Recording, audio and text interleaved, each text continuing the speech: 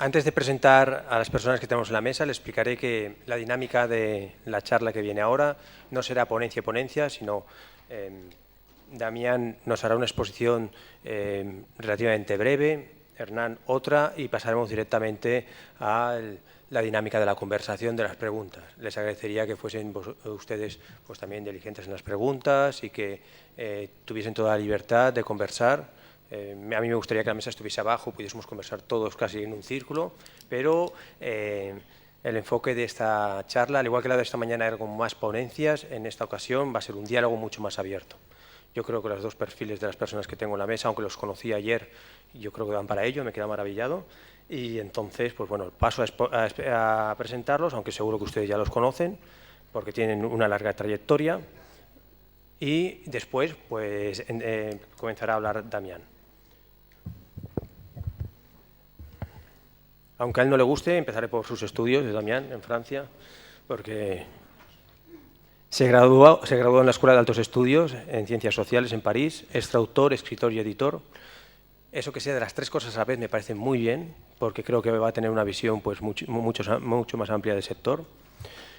Fue director editorial de Interzona, editora, y en la actualidad es editor general de Editorial Argentina Mar Dulce Editores. También colabora regularmente con revistas y publicaciones. Curiosamente, colaboró 4 años o 5 años en una revista en la que yo formaba también parte del grupo, en Quimera, tenía una columna mensual. Lo triste es que yo lo descubrí aquí en Argentina conversando con él, o sea que muy mal por mi parte. No nos leíamos, yo no escribía y él escribía y yo no lo leía, es terrible por mi parte. Pero, o sea que nuestra relación viene mucho más lejos. El perfil de Damián es muy interesante porque aborda el fenómeno de la concentración editorial, ya que también da la casualidad de que es editor en una editorial independiente y es autor de un gran grupo editorial, justamente de Penguin, Random House, con lo cual nos puede dar también esa doble visión. Ha publicado en Sudamericana, en Caballo de Troya, Mondadori, y yo creo que en la actualidad forma parte del proyecto Los 7 Logos. Yo creo que eso es muy importante el proyecto que estáis desarrollando, que no tenéis en la península, en España también se podía parecer un poquito al proyecto Contexto, pero bueno, creo que aquí el peso de las editoriales también que constituyen 7 Logos es diferente, pero yo creo que es un proyecto que no conocía y realmente me ha parecido muy interesante. Hernán Rosso, a mi derecha, es director general de Random House Chile, fue también director general de Random House Argentina, director comercial. Es licenciado en Administración de Empresas por la UCA y tiene un posgrado en negociación. Creo que de Penguin Random House es interesante, pues bueno, aunque todos lo sepamos que en 2013 Penguin y Random House se fusionaron, principalmente las secciones literarias, y que es una de las mayores, bueno, en el ranking que Fernando nos ha presentado esta mañana, por volumen de negocio, de facturación, es la más importante del mundo en el ranking de Publishing Weekly. Entonces yo creo, lo que sí que he descubrido conversando con Hernán, yo no había tenido posibilidad nunca de hablar con una persona de un gran grupo, pues al nivel que le está manejando la información, es que, o al menos en el caso de Chile, es que los grandes grupos editoriales tienen los mismos problemas que los pequeños editores, o al menos eso me ha convencido él. ¿De acuerdo? Es un seductor nato, ya lo comprobaremos. En 15 minutos estuve a punto de decir que la concentración era buena. ¿Vale? Con lo cual les pongo en aviso de que vamos a tener que poner en cuarentena lo que nos diga. Bueno, muchas gracias por estar aquí, muchas gracias a los ponentes y otra vez a la organización. Damián, cuando tú quieras. Sí, aquí, este de aquí.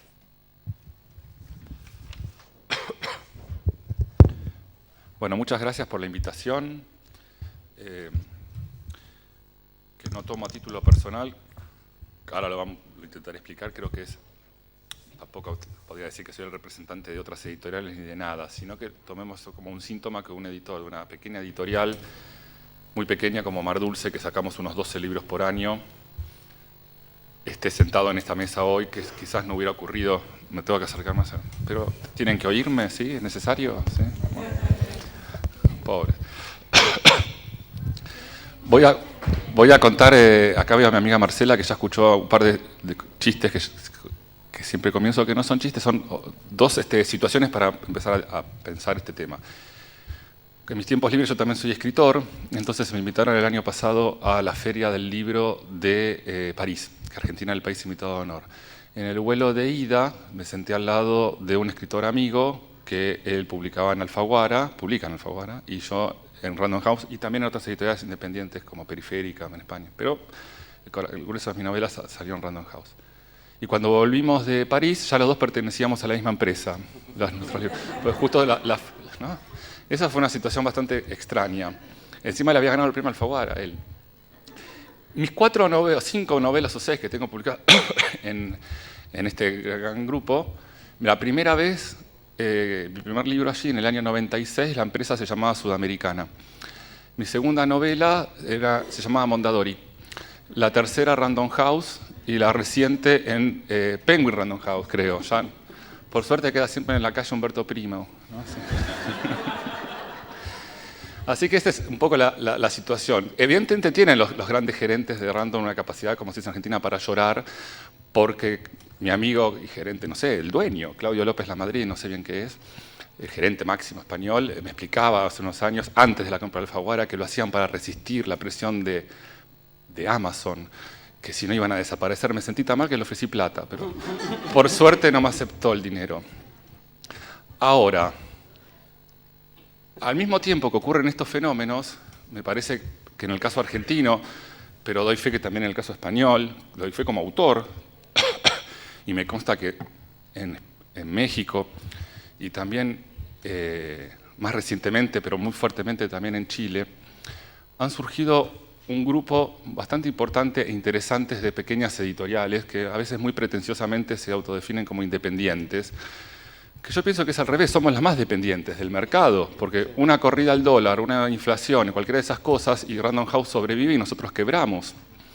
Por lo tanto, siempre me molestó la palabra independiente. Supongo que tendrá que ver con cierta idea de la independencia de criterio, pero es un poco pretenciosa. Prefiero trabajar con la idea de editoriales chicas, o en algunos casos medianas, que es algo que ocurre a lo largo de toda la vida, hubo editoriales pequeñas y medianas, pero que me parece que lo que ocurrió en Argentina y en estos países que estoy mencionando, a mediados de la década del 90, cuando aparece la editorial Beatriz Viterbo, y sobre todo al final de los 90 aquí, cuando aparece Adriana Hidalgo, y notablemente, y de manera quizás hasta inexplicablemente, después de la crisis del 2001, cuando aparece Interzona, La Bestia Equilátera, Eterna Cadencia, Caja Negra, y tantas otras, y también Mar Dulce, es que estas editoriales pequeñas intentan conciliar, y lo mismo ocurre en España, con el grupo Contexto, que son Periférica, Nórdica, Libros del Asteroide, que además en el caso español es muy interesante porque implica un cierto cambio, un desplazamiento geográfico, o sea, una centralidad de Madrid contra Barcelona.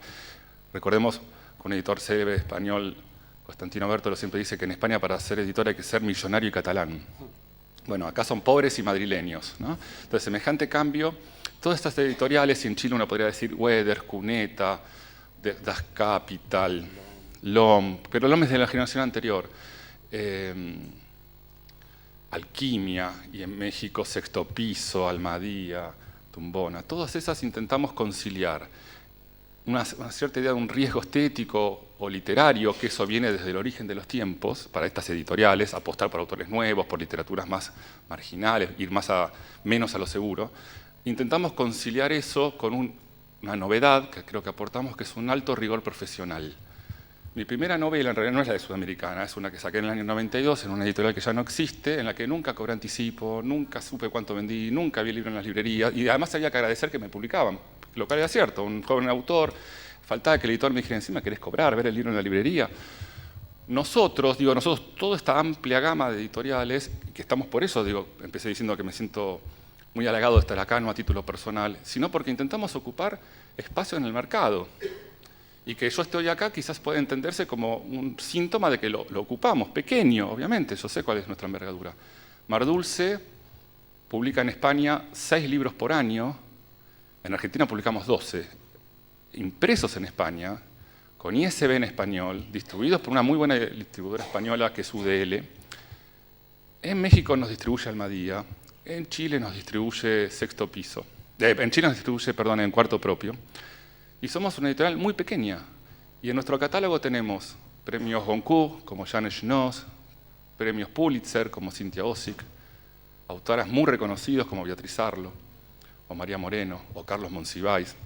Y también tenemos, por supuesto, nuestra línea de descubrimientos. Algunos nos fue muy bien, como con Selva Almada, otros no tan bien, que hace al corazón de lo que es una editorial independiente, esto que decía de los riesgos. Pero los libros salen en fecha.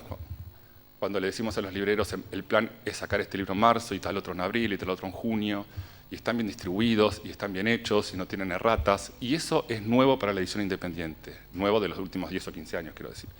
Eso nos diferencia de las editoriales chicas de los 80 y los 90, esta que no me pagaban, no me distribuían.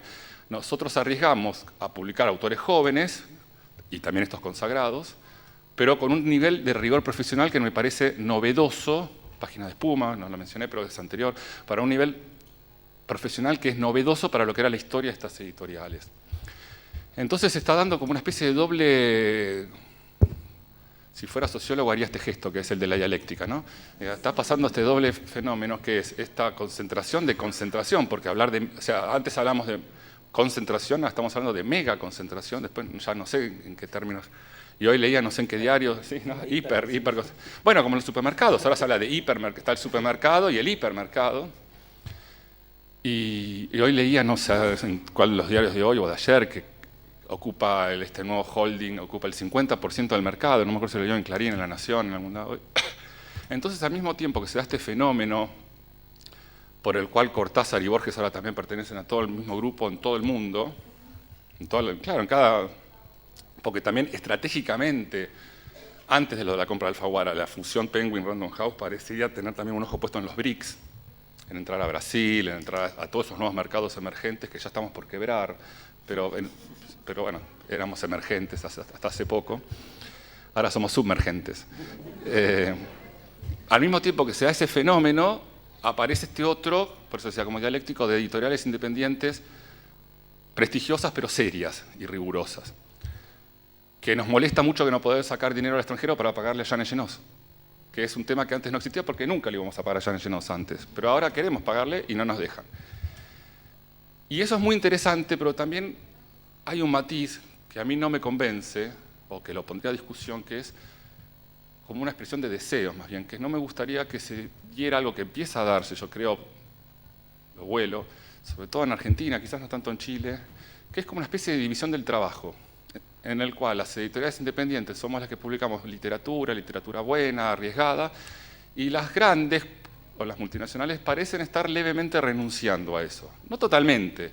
Yo sé que este año Planeta Seix Barral va a sacar una primera novela, que además la leí, es muy buena. Entonces, saca Juan Becerra, Mondadori sacó a Goebbels, a Abilio. Hablo de ficción, que es lo que me interesa más, ¿no? Porque los otros géneros ya renunciaron directamente. No recuerdo cuánto hace que un gran grupo no saca un ensayo literario. Recordemos la Sudamericana de los 80, sacaba poesía inclusive, ¿no? Entonces esa especie de tendencia por una división del trabajo entre las grandes y las pequeñas a mí no me convence. Tomo una cosa que dice César Aira sobre el bestseller. Aira dice que el bestseller es un género, no un libro que más vende. Porque las editoriales grandes publican 250 libros por año para tener 3 bestsellers. Los otros 297, dice Aira, también son bestsellers, solo que no vendieron. Pero que es un género buscando eso. Entonces, y eso puede ir variando según el aire de la época, puede haber sido la novela histórica, en los 80-90, el periodismo de investigación. Yo recuerdo a un gerente de Planeta diciendo que ellos eran la única editorial, casi cínico, ¿no? El único momento democrático que queda en Argentina con la grieta entre Clarín, dice uno lee Clarín y Página 12, parecen dos Argentinas diferentes, y ellos publicaban libros kirchneristas y antikirchneristas porque eran democráticos, no, porque es lo que vende hoy. Entonces pueden sacar el libro de Beatriz, era Mondadori también, el libro de Beatriz Arlo contra de Cristina y el libro de Sandra Russo a favor de Cristina, daba igual. Entonces era el bestseller como género. 1 funciona mucho, 10 más o menos, 290 fracasan, pero es un género, yo ahí coincido con lo de Aira. Y ellos tomarían esa línea, abandonando, no totalmente, pero sí sistemáticamente, cada año menos literatura buena, menos ensayo bueno, menos cosas raras, y nos tocaría todo a nosotros. Y la verdad que eso no era así hasta hace muy poco, y de vuelta me pongo a mí como caso, porque yo vengo publicando en Random, pero los dos editores con los que yo trabajé todos estos últimos 15 años no están más. Constantino Berton en España, que es mi editor, y Luis Chitarroni acá, que tomaba el PDF y donde Constantino ponía piso, él ponía departamento, ¿no? Le cambiaba la contratapa, eso era todo, pero finalmente era mi editor en Argentina, no están más. Entonces aparecen cada vez menos grietas también estos grandes grupos, que siempre fueron grandes. Yo me acuerdo cuando saqué mi primera novela en Sudamericana, que no era Random House todavía, el mismo mes que mi primera novela, un autor joven, 26 años, Sudamericana sacó Secuestros de noticias de un secuestro de García Márquez, ¿no? Sí, y trajeron a todos los secuestrados acá para hacer el marketing. Y yo tenía que ir a buscar mis ejemplares y la mesa de entrada me decía, no sabemos quién soy yo. Acá hay mis 10 ejemplares del autor, no te tenemos en la lista, y se iban en combi los secuestrados a comer con Mirta Legrand. Así que eso ya era desde esa época, del año 96, hace 20 años o 30 años. Eso creció exponencialmente y ese es el único matiz que yo quisiera mencionar. No me conformo, las editoriales independientes muchas veces tenemos un discurso también muy autocomplaciente, porque somos arriesgados, etc. Que es verdad, pero yo sería menos autocomplaciente. Digo, no me convence que nosotros tengamos que publicar, nosotros todas estas, ¿no? Todas las primeras y segundas novelas, y que el negocio sea que las grandes nos roban al autor que... O sea, Selva Almada publicó la primera y la segunda novela con nosotros y su primer libro de crónica ya se fue a Mondadori. Si ese es el modelo, a mí no me convence realmente. Ser el argentino, perdón, no sé si lo entenderás, ser como Argentino Juniors para que el jugador que funciona bien me lo lleve Boca y los otros 9 se queden jugando con nosotros. Si ese es el modelo, a mí no me están convenciendo eso. Antes que la crítica al capitalismo, al gran grupo. Así que bueno, en realidad eso es lo que quería como traer como discusión hoy y después charlamos. Dale. Bueno, buenas tardes a todos. Yo también estoy muy agradecido por la invitación. Me da la posibilidad de volver a mi querida Buenos Aires y encontrarme con muchos amigos y colegas. Pero estoy mucho más agradecido por este tema en particular, la concentración editorial. Estoy escuchando desde la mañana, desde que empezaron todas las ponencias, que estuvieron realmente muy, muy buenas, muy interesantes, y me daba la sensación que el que mayor rédito le debe estar sacando a esta jornada soy yo, porque hace un año y medio que gran parte de mi día se ocupa con todas estas preguntas y estos cuestionamientos que salieron todos hoy, que lo mismo dijo Damián y todo.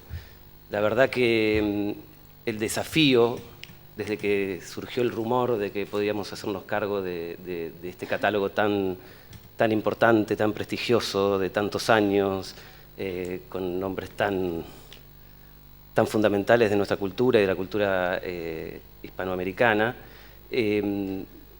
realmente te da mucho miedo, ¿okay? Te da mucha inseguridad de si uno está a la altura, de si lo podremos hacer bien, de si chocaremos la Ferrari o la haremos mejorar, no sé cómo decirlo, pero realmente este último año y medio, tanto en mi caso como mi jefe, mis colegas y todo, charlamos mucho sobre todas estas cuestiones,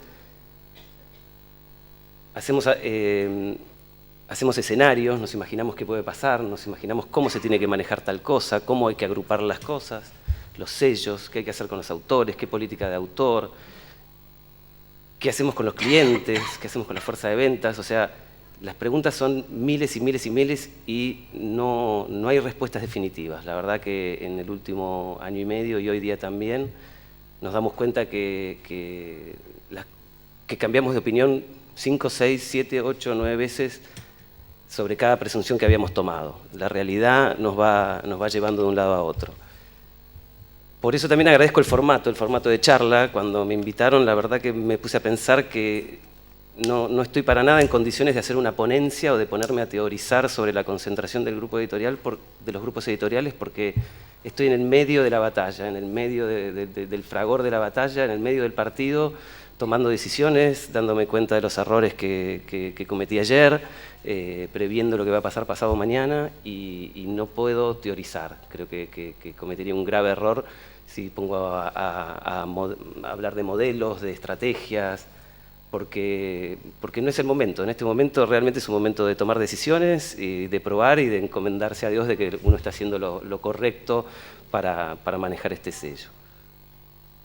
Entonces, solamente a modo de introducción les quería contar que en este camino, más o menos lo que hicimos fue tener 3 o 4 cosas muy, muy claras y tratar de que todas las acciones se desprendan un poco de ellas, ¿no? La primera es, por lo que creo que todos los que estamos acá, que es el amor por los libros, el amor por el contenido, por los autores y por el placer de la lectura. Estamos hablando de la integración con el catálogo de Aguilar Sociedad Anónima, o como se llame en cada país. Estamos hablando de Alfaguara, de Aguilar, de Taurus, que sí publica ensayos literarios y de todo tipo. Estamos hablando de Vargas Llosa, de Pablo Simonetti, de Saccheri, estamos hablando de Cortázar, y realmente la responsabilidad es enorme, ¿okay? Son libros y autores que todos como lectores los hemos disfrutado, los hemos realmente disfrutado mucho en su lectura, y ahora uno se encuentra que le toca a uno llevar adelante el futuro, el presente y el futuro de este catálogo. Entonces eso, el amor por los libros, es algo que uno no puede nunca dejar de tener en cuenta y que te ordene un poco las decisiones o los dilemas o las preguntas que uno se hace sobre cómo llevar adelante esta integración. Un catálogo, lo mismo que el contenido, que las obras, lo hacen las personas. Entonces el segundo gran punto que tengo siempre, o que tenemos en Random, por lo menos con la gente que trabajo, es un axioma que primero están las personas, siempre primero las personas. En una editorial no hay máquinas, no hay grandes stocks de materia prima, de insumos, no hay camiones. Hay gente con su computadora y su escritorio y su papelito y su cuadernito Moleskine, y más que nada hay cabezas, hay talento y hay pasión por lo que hacemos, hay pasión por los libros. Entonces, siempre pensar en las personas, pensar en los autores, en cómo se va a sentir el autor que se cambia de casa editorial, que ni siquiera sabe cómo se llama, qué nombre, qué apellido, si va a ser Mondadori, Random, Penguin y demás. Pensar mucho en todo el personal creativo de estos sellos, que son los que hacen el sello. O sea, Alfaguara arranca con Camilo José Cela, pero por decir solamente el ejemplo de Chile, son Andrea Biu, que es la editora, ¿okay? Es la que mantiene vivo ese catálogo, la que busca los autores que quiere editar, la que almuerza con ellos, cena con ellos, los atiende a las 3 de la mañana, les corrige, piensa cómo cambiar el final, cómo cambiar el título a la obra. Lo mismo el diseñador gráfico que hace la portada, lo mismo el tipo de prensa que está pensando en qué medio es el ideal para transmitir esa obra a los lectores. También como personas tenemos que hablar de los libreros, que son nuestros grandes socios en esto de tratar de llegar a los lectores. Entonces, ¿cómo se van a tomar esta cuestión? Que seamos más grandes, que estemos a la altura de estas cosas. Y por último, lo más hacia donde todos queremos llegar, que son los lectores, ¿no? ¿Cómo puede afectar las acciones nuestras en los lectores? Entonces, resumiendo, el segundo gran tema es primero las personas.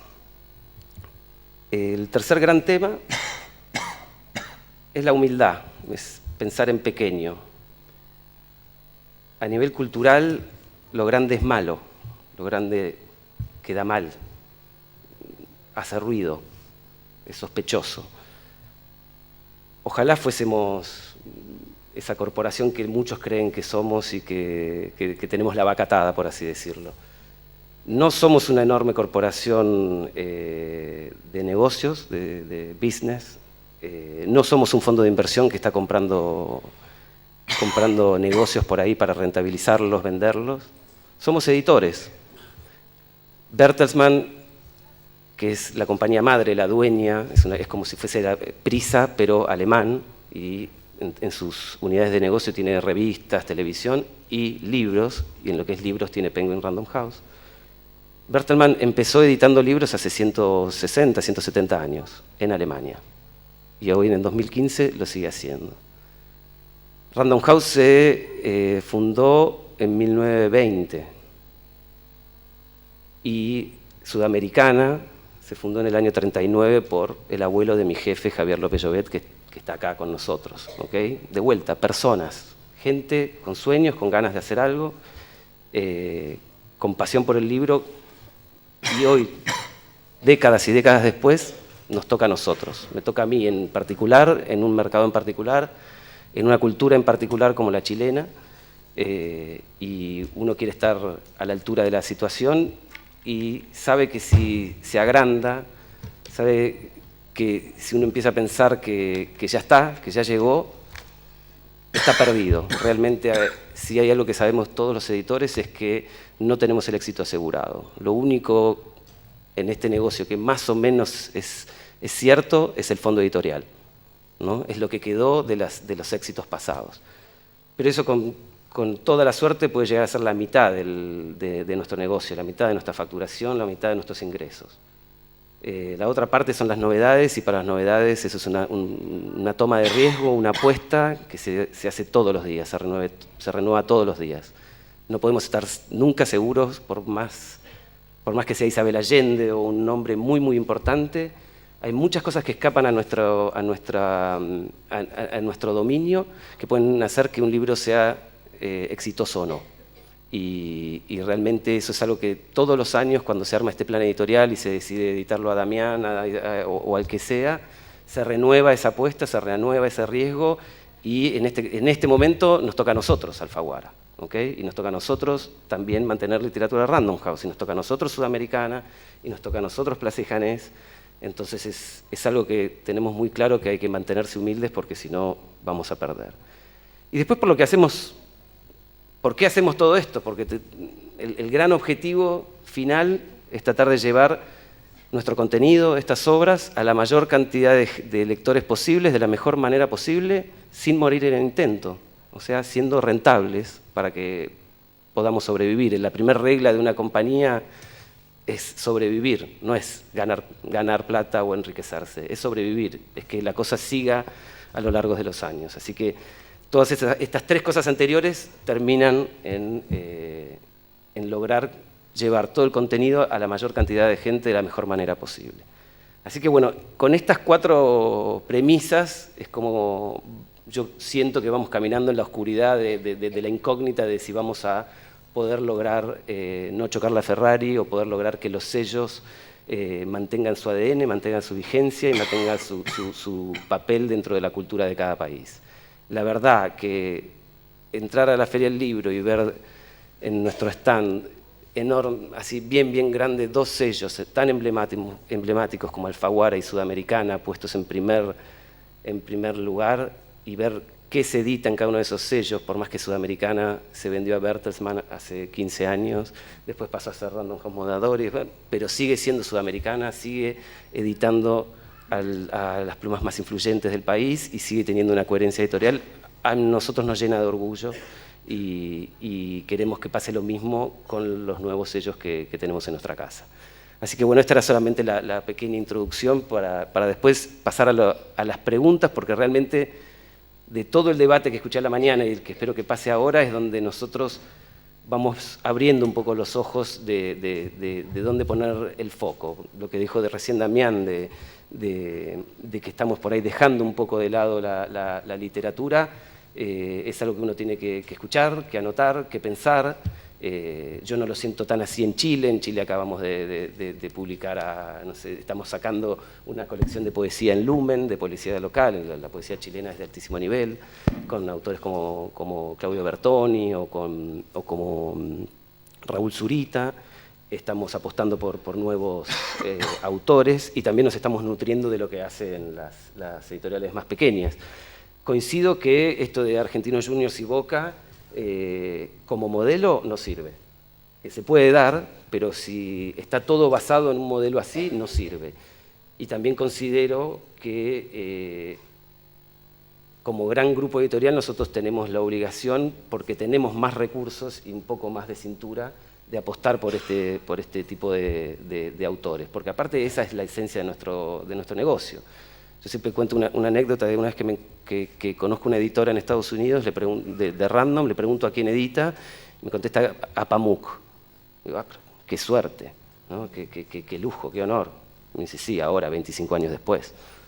¿No? Porque editar a Pamuk antes del Nobel, vendiendo 1000 ejemplares, no es lo mismo que editarlo después del Nobel, ¿ok? Pero ese es el trabajo del editor, son 20 años, o sea, Damián dentro de 20 años va a tener un catálogo tremendo, de la misma manera que Juan contaba hoy lo que es la felicidad de haber llegado a un fondo editorial, pero eso le costó décadas de su vida, de trabajo de 15, 16 horas diarias y todo eso. Así que bueno, ya me metí un poco en el debate de algunas cuestiones, pero bueno, seguimos con vos. Bueno, ya les dije que era un seductor y para contrarrestar esa seducción yo me he preparado. Porque no le podemos dejar salir vivo, Hernán. Formas parte de un gran grupo, una gran corporación. Casualmente, cuando venía hacia aquí, en el avión, me dieron, bueno, cogí La Vanguardia. La Vanguardia es un diario de Cataluña, que es del Grupo Godó, que tiene mucha importancia allí y que, bueno, que tiene sus juegos políticos. Pero eso ya no es lo que vamos. Aquí tienen la lista de los libros más vendidos en el 2015 en España, en Argentina, en diferentes países. Y casualmente empecé a mirar y digo, uy, esto me suena. Y de los primeros en España, bueno, bajo la misma estrella del grupo, de la corporación, el umbral, empiezo del primero al último, o sea, bueno, hay 50, solo voy a hacer los 10 primeros. Bajo la misma estrella, random. El umbral de la eternidad, random. Yo fui de AGB, random. 50 sombras de Grey, random. Dispara, random. La verdad sobre el caso RBA. Bueno, no está mal. 50 sombras oscuras, random. 50 sombras liberadas, random. El guardián invisible, Planeta. Cuando digo Planeta, digo Planeta. O sea, la gran corporación Planeta. Pero fíjense en qué está, en qué posición está Planeta. Está en el 9º, porque Planeta va perdiendo poco a poco. Eso podríamos hacer un análisis de cómo está funcionando Planeta. O las diferentes políticas. Por ejemplo, Hernán me explicó la política de integración que han tenido con Alfaguara y me parece magnífica. No voy a decir nada contra Planeta, Dios me libre. No sé dónde voy a poder trabajar mañana, ¿vale? Pero hay diferentes dinámicas, ¿no? Pero, bueno, seguimos. Las gafas, random. Y después tenemos otro de Planeta, random, RBA, Planeta. Y después, bueno, ya las siguientes se las dejamos a otras editoriales, ¿no? Pero en la cola también tenemos una participación muy importante. Sí, indiscutiblemente. De los menos vendidos, todos participamos muy bien también. Pero eso es el grupo, ¿vale? Para entenderlo. Estaba obligado a hacerlo porque yo entiendo que tú estás defendiendo un tipo de edición que yo creo que es la ideal, ¿no? Es esa relación con el autor que te construye de catálogo, que sería casi como una editorial independiente. Pero no hay que olvidar que, y también Westermann, no hay que olvidar que tiene desde editoriales hasta ascensores, farmacéuticas, etcétera, etcétera, etcétera. Son grandes conglomerados. Que después es la financiación va como va, pero no sé cómo funciona internamente, y a lo mejor. Pero bueno, que estamos hablando de esos niveles de concentración, ¿vale? Y ahora ya podríamos pasar realmente a la conversación con los compañeros, con los presentes, y no hace falta hablar de la concentración propiamente dicha, pero estaba obligado a, porque lo has hecho tan bien, que parecías un editor independiente. Vale. ¿Preguntas?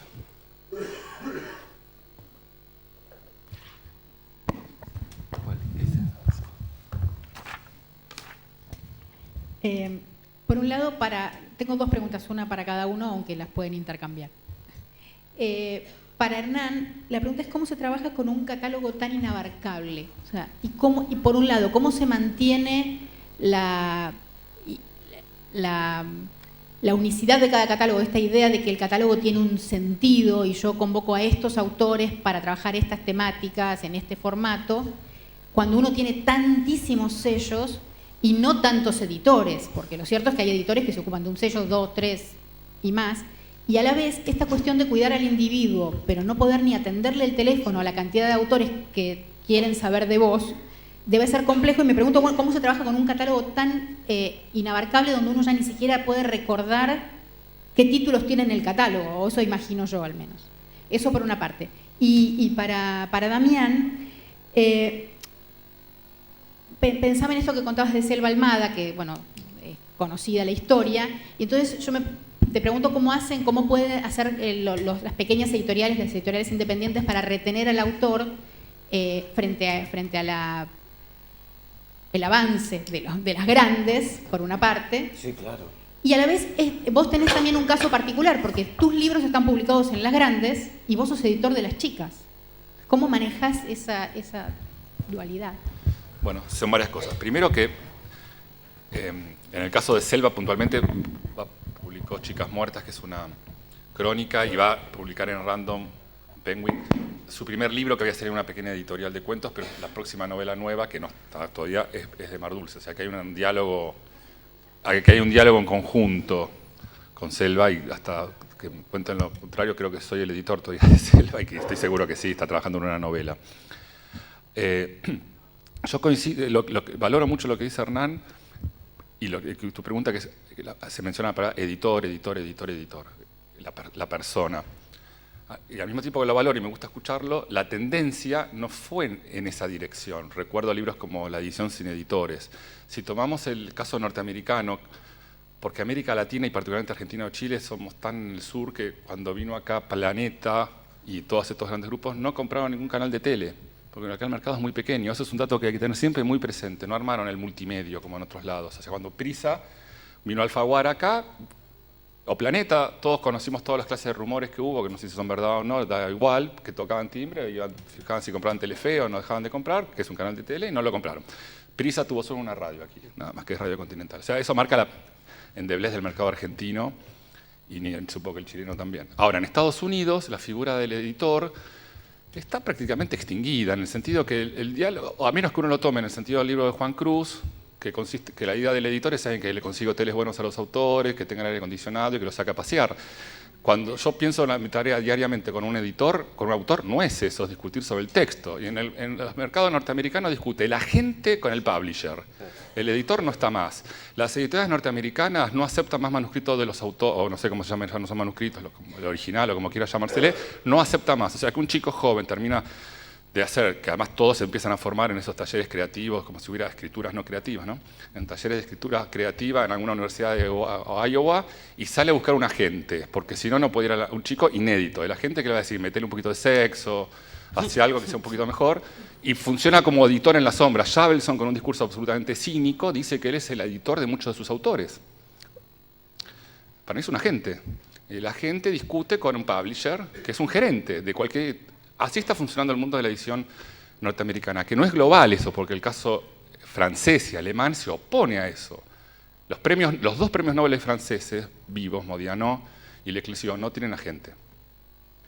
Y en Alemania tampoco. Y en España, que fue un país un poco de nuevo rico, tomó ese modelo norteamericano, no cuajó del todo, entra, sale, no queda claro, y Balcer se termina asociando ahora con Wiley. Todo eso, por suerte, en Argentina no existe. Entonces todavía queda más el ir a cenar con el autor, como decías vos.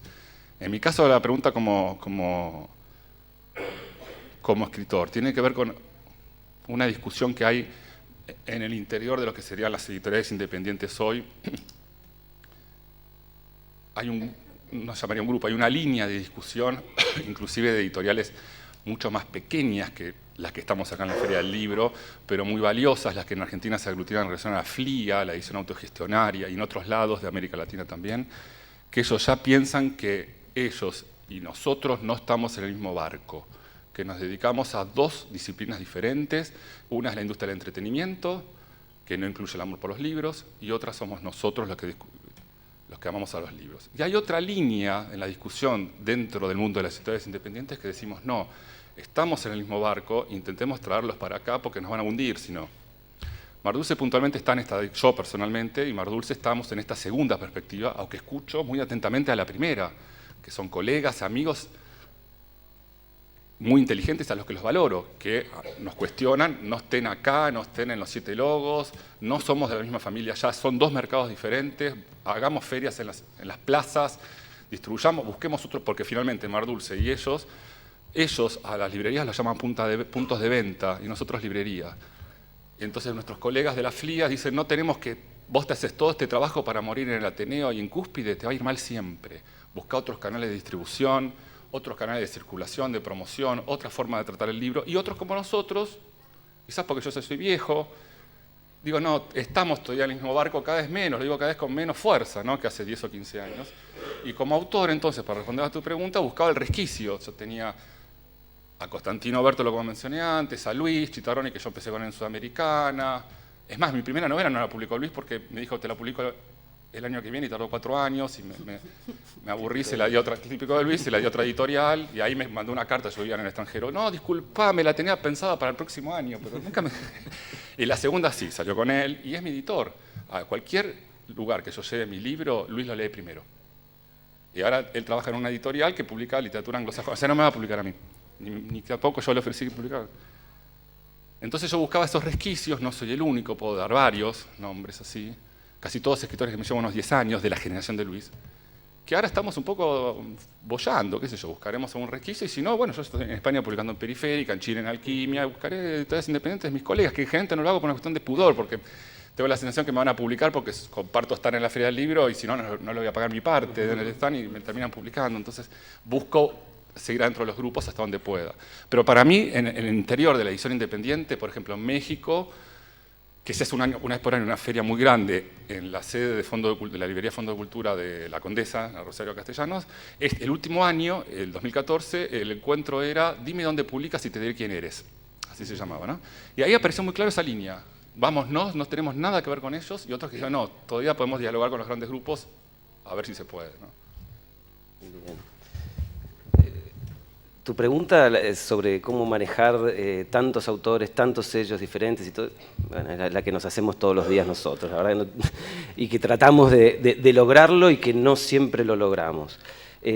Para ser bien práctico y no quedarme en la generalización, ¿qué estrategias usamos? En primer lugar, lo que vos decías del sello es muy importante. Por ejemplo, por más que uno cree que ya tiene muy claro que es Sudamericana, que es Lumen, o que es literatura Random House. Por ejemplo, en el segundo semestre del año pasado volvimos a hacer ese trabajo, le llamamos el ADN de cada sello, volvimos a definir, a poner por escrito, a pensar, a debatir, a definir internamente qué es cada sello, porque claramente hay autores que pueden editar en Alfaguara, en Lumen o en literatura Random House indistintamente, y que antes era así. Pero realmente, si uno se pone a estudiarlo, encuentra la personalidad de cada sello. ¿De dónde viene esa personalidad? Viene de la historia, pero viene de las personas que lo hicieron en el pasado y que la están haciendo hoy. Entonces volvemos mucho a las personas, al editor, y después de eso uno tiene que tratar de organizarlo a nivel estructura para que tengan el tiempo de hacerlo. Y ahí está lo que vos decías, que por ahí no te contestan el mail. ¿Okay? Entonces, uno está en ese momento de transición y por eso al principio dije que estamos en el medio de la batalla, porque creemos y intentamos ir para un lado y intentamos tener la cosa agarrada, pero siempre hay algo que se nos escapa. ¿Okay? Y antes de la integración ya éramos un grupo muy, muy grande, con sellos muy importantes y con autores muy, muy relevantes, pero uno ya creía que más o menos la llevaba. ¿Okay? Ahora estamos tratando de pasar este momento de transición para volver a ese estadio en donde nos sintamos más tranquilos. Estrategias de gestión para poder manejar un catálogo así es cortarlo en pedacitos, ¿no? O sea, como comérselo en pedacitos, dividirlo. Entonces tenés grandes divisiones. El fondo y la novedad son dos grandes divisiones, tienen estrategias completamente diferentes. El fondo no requiere mucho del trabajo del editor, entonces uno lo puede liberar con esa cuestión. Es un trabajo muy de stock, ¿okay? Stock y distribución, que esté el libro disponible, porque la gente no se tienta por ahí con un 100 años de soledad, va a buscar 100 años de soledad. ¿Okay? Y si vos lo tenés en los lugares adecuados, y tenés stock y cuando te llama el librero le respondés con el pedido, eso funciona. Entonces, dejarle la novedad a los editores y el fondo por ahí que sea algo más del departamento comercial, por ejemplo. También esta que te decía antes de las divisiones por sello y tener muy claro la personalidad de cada sello para tratar de evitar las fricciones, porque se da una competencia interna. Y por ejemplo en Estados Unidos, que son 250 sellos editoriales dentro de Random House, se fomenta la competencia interna hasta en las pujas por los anticipos. Entonces se da todo el tiempo que estén compitiendo dos compañeros por el mismo título. Eso hace que suba el precio, pero pero se prefiere pagar de más, pero que haya una lucha para conseguir ese título, porque, de vuelta, volvemos a las personas. Todo arranca con la pasión por un libro. El editor que quiere ese libro lo quiere porque lo adora, porque está apasionado, y si lo pelea y lo consigue, ese libro tiene muchas más chances después de ser exitoso, porque si el editor confía plenamente en ese libro, se lo transmite al vendedor, el vendedor se lo transmite al librero, el librero se lo transmite al lector, y el lector se lo transmite al hermano, a la madre, y así es como creemos que funcionan un poco los libros. También tratar de tener estructuras espejo en lo que es editorial con marketing y prensa, ¿okay? Que estas divisiones que se hacen del catálogo, ¿no? La división más literaria, la división más de bestsellers, la división infantil, ¿no? Que tengan su correlativo en estas otras áreas de servicio y que ayudan a llegar al lector. Pero, para serte sincero, y solamente dato de ejemplo, la semana pasada definimos una nueva agrupación de divisiones, de sellos editoriales según divisiones. Y no me sorprendería que el año que viene tengamos una nueva, ¿okay? Porque esto está en constante trabajo y revisión para tratar de llegar a ese objetivo de tu pregunta, que es cómo hago para manejar un catálogo de estas dimensiones. ¿Y cómo se puede saber? ¿Se puede saber o eso es secreto? No, completamente se puede saber. Por ejemplo, la literaria incluye a Literatura Random House, Lumen, después Sudamericana está dividido en dos, en la de bestseller y también en la literaria, pero ahí empiezan un montón de preguntas. La no ficción, claro, tipo el sello Debate, que es de ensayo profundo, pero a la vez con gran llegada. ¿Es literario? Entonces, hay un montón. Tendría que agarrar el mail y te la digo porque fue la semana pasada, pero sí, se saben y se puede saber porque no es ningún secreto de Estado, para nada. Y tener un responsable de cada uno. Vos lo nombraste a Claudio López. Claudio López es nuestro director literario, es el que, por un lado, vela por todos los editores, pero por otro lado es el guardián de los sellos de literatura pura y dura. ¿Okay? De la misma manera que, y en el organigrama al lado la tiene a Nuria Tey, que maneja toda la parte más de entretenimiento, con Plaza y Janés, Grijalvo, Roca y bueno, otros sellos. Después tenés infantil y juvenil. Después tenés Reference. ¿Reference qué es? Reference son los libros ilustrados, ¿okay? Los coffee table books y todo esto. Así que, pero no es un secreto, sí se puede saber. Y la mayoría lo sabe de la industria. Disculpad, tengo una pregunta. ¿El siguiente ponente está en la sala? ¿Ha llegado? Sí, vale. ¿Esa es la hora? Porque nos faltan 5 minutos. Esto ha pasado volando, ya sabía yo que eran encantadores de serpientes. Y yo quería entrarle a Damián, porque no todo ser editor independiente es una maravilla. La responsabilidad que tienen los editores independientes en la proyección de la imagen del editor independiente propiamente, cuántos responsables son de cuántos fracasos de otros editores. O sea, como herramienta, o sea, en cierta medida, cubrís un espacio supuestamente de resistencia.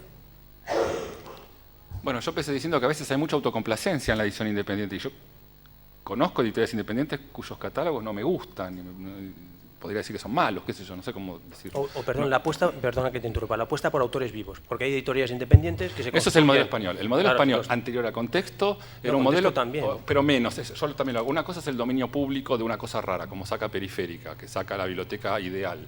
Un autor inglés, norteamericano de la década del 20, totalmente desconocido, hizo una novela hermosa. Y otra cosa era reeditar, que es lo que hacía la llamada edición independiente española, que para mí no, que eso era simplemente ir a lo seguro y buscar que los estudiantes universitarios de la Universidad de Valencia compren esa edición. Y entonces no éramos amigos de esas editoriales en un momento. Ahora, cuando aparecen estos grupos, este grupo, que es estas líneas editoriales nuevas en España, como este grupo Contexto, o Alfa Decay, o Errata Natura, que son los que no están, no solo todo es Contexto, ¿no? Y nosotros mismos, Mar Dulce, a mí yo saco muchos libros de dominio público, bueno, sacamos pocos libros en general, pero una parte, 2 o 3 por año son de dominio público, o más o menos, porque el último es un uruguayo que es de la década del 30, o sea que no es dominio público, hubo que pagar derechos. Es porque me parece interesante para el catálogo, y cuando saqué el mismo mes a un autor joven, primera novela de 26 años, junto con los ensayos sobre las vanguardias literarias, acerca de las vanguardias literarias de Mariátegui, es porque me parecía que podían dialogar, a ver, era como, bueno, la vanguardia latinoamericana y el joven de hoy, a ver, qué daba esa mezcla. Es por una decisión más estética que por otra cuestión. Otra cosa es cuando sacamos dominio público para ahorrar costos y bueno, ahí no hay trabajo. Nosotros lo que hacemos son textos de dominio público o viejos, porque insisto, Morosoli, si es uruguayo, no es de dominio público, que no están circulando y que nos parecen interesantes rescatarlos porque son contemporáneos y actuales y dicen cosas. Dicen cosas sobre la actualidad, y hay un trabajo editorial. Pero sí, yo creo que la figura del editor independiente está bastante sobrevalorada, es cierto. No sé en qué momento se volvió glamoroso ser editor. Héctor Libertela decía, un editor es una persona que tiene una calculadora sobre su escritorio. Y dirigió Monte Ávila, Fondo de Cultura, qué sé yo, cuántas editoriales dirigió. Y esa dimensión es así, obviamente. No sé por qué está excesivamente de moda la edición independiente y el editor es como un personaje oscuro, un nerd, ¿no? No es alguien tan interesante. Comparto eso. Bueno, lamento mucho tener que no poder daros la palabra más y tenemos que cerrar la mesa. Ha sido un placer, ha pasado volando la hora. Yo me he mirado el reloj y he dicho, no puede ser, se nos ha pasado, pero bueno, por respeto al siguiente ponente, pues tenemos que concluir la mesa. Muchas gracias por escucharnos, muchas gracias por venir.